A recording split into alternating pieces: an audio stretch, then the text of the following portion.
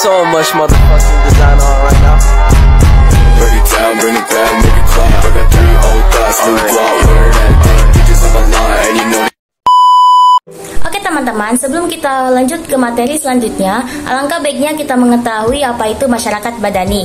Sebagaimana telah kita ketahui bahwa masyarakat madani terdiri dari 2 kata, yaitu masyarakat dan madani. Dalam Kamus Besar Bahasa Indonesia disebutkan bahwa kedua kata tersebut memiliki arti sebagai berikut. Masyarakat adalah sejumlah manusia dalam arti seluas-luasnya dan terikat oleh suatu kebudayaan yang mereka anggap sama.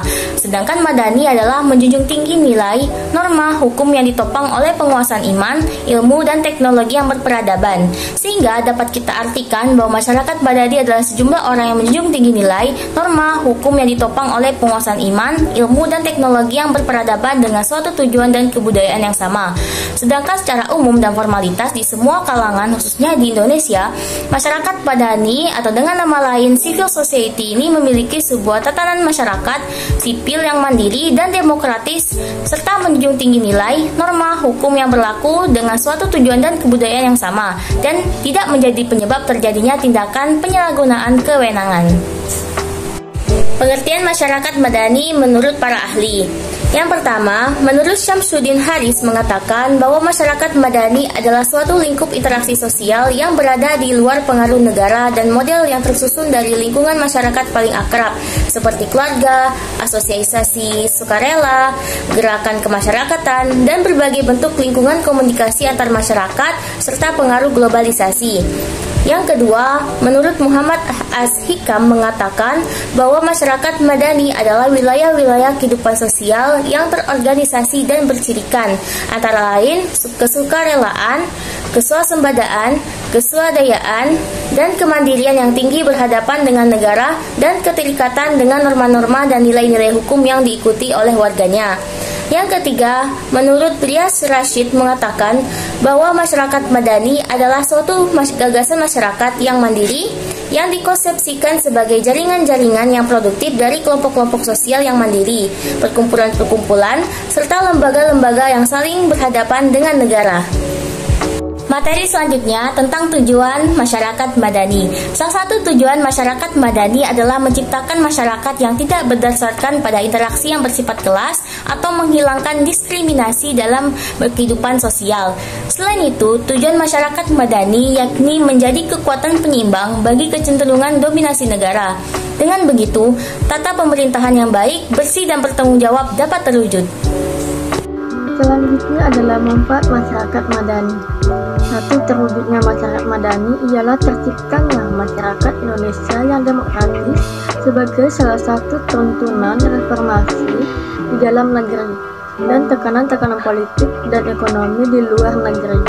Di samping itu, melalui masyarakat madani akan mendorong munculnya inovasi-inovasi baru di bidang pendidikan. Yang kedua adalah persoalan besar bangsa Indonesia seperti konflik-konflik suku, agama, ras, etnik, golongan, kesenjangan sosial, kemiskinan, kebodohan, ketidakadilan pembagian kue bangsa antara pusat dan daerah, saling curiga serta ketidakharmonisan pergaulan antar warga dan lain-lain, yang selama Orde Baru lebih banyak ditutup-tutupi, direkayasa dan disyaratkan kambing hitamnya. Itu diharapkan dapat diselesaikan secara arif, terbuka, tuntas, dan menegakkan semua pihak. Suatu prakondisi untuk mendapatkan mewujudkan kesejahteraan lahir batin bagi seluruh rakyat. Dengan demikian, kekhawatiran akan terjadinya desentrasi bangsa dapat dicegah. Selanjutnya adalah ciri-ciri masyarakat madani. 1. Menjunjung tinggi nilai. 2. Memiliki peradaban yang tinggi. 3. Mengedepankan kesederajatan dan transparansi. 4. Ruang publik yang bebas. 5. Supremasi hukum. 6. Keadilan sosial. Dan ketujuh adalah partisipasi sosial. Ciri-ciri khusus masyarakat madani. Adapun ciri-ciri khusus dari masyarakat madani di Indonesia, sebagaimana disampaikan oleh Prof. Dr. M.A.S. Hikan, diantaranya 1. Kesukarelaan. 2. Kemandirian yang tinggi terhadap negara. 3. Keswasembadaan. 4. Keterkaitan pada nilai-nilai hukum yang disepakati bersama. Masyarakat madani di Indonesia. Jadi Indonesia memiliki tradisi kuat masyarakat madani bahkan jauh sebelum negara bangsa berdiri.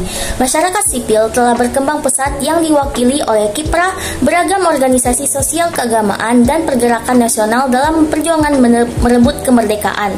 Selain berperan sebagai organisasi perjuangan penegakan HAM dan perlawanan terhadap kekuasaan kolonial, organisasi berbasis Islam seperti Serikat Islam, Nahdlatul Ulama, dan Muhammadiyah telah menunjukkan kiprahnya sebagai komponen civil society yang penting dalam sejarah perkembangan masyarakat sipil di Indonesia.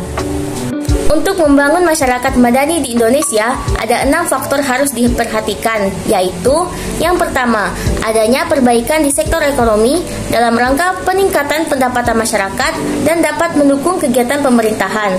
Yang kedua, tumbuhnya intelektualitas dalam rangka membangun manusia yang memiliki komitmen untuk independen.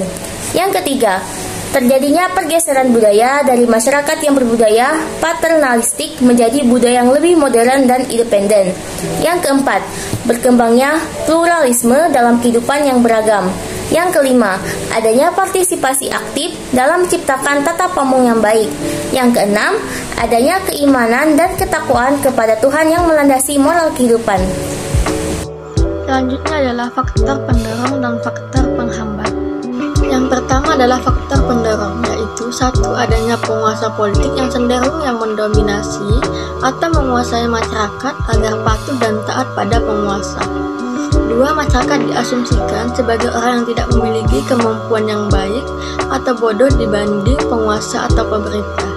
Tiga, adanya usaha untuk membatasi ruang gerak dari masyarakat dalam kehidupan politik. Keadaan ini sangat menyulitkan bagi masyarakat untuk menyampaikan pendapat.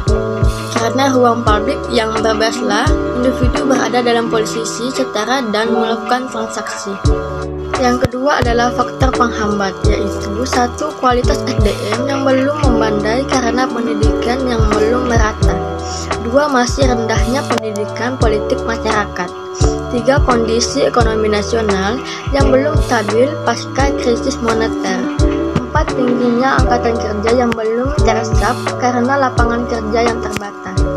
5, pemutusan hubungan kerja atau PHK sepihak dalam jumlah yang besar. Dan keenam adalah kondisi sosial politik yang belum pulih pasca reformasi. Materi selanjutnya tentang contoh-contoh perwujudan masyarakat madani. Seperti yang pertama, menghormati orang yang lebih tua. Yang kedua, taat dan patuh terhadap aturan dan hukum yang berlaku.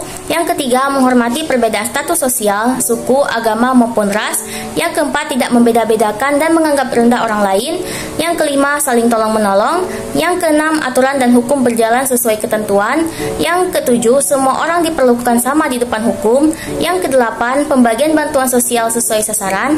Yang kesembilan, kerja bakti yang dilakukan semua orang tanpa memandang status sosial. Dan yang terakhir, tersedianya ruang publik bagi masyarakat untuk berkumpul dan berekspresi.